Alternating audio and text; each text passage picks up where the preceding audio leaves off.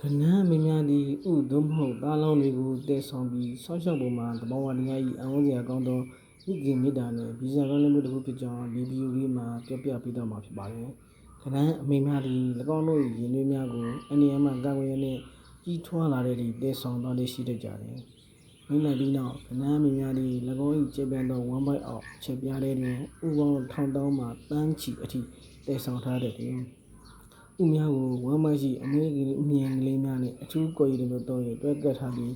ရေမြုပ် sponge တို့တည်ဆောင်သွားကြတယ်။ငန်းမင်းများသည်ထိုကဲ့သို့ဥများကိုတည်ဆောင်ထားစဉ်အတွင်းရန်သူများ၏အန္တရာယ်ကိုပုံမှုခံရနိုင်ပြီးပြည်နယ်ရတဲ့တို့ကလေးများချပေးစဉ်တွင်လည်းဒီနေ့တိစုံနိုင်ခြင်းမြန်မာတစ်ပြင်မိခင်ဘဝကိုအသက်ဆွေတာဝန်ကျေပွန်စွာပြုစုဆောင်ပေးတတ်ကြသောတိရစ္ဆာန်လေးများဖြစ်ကြတယ်။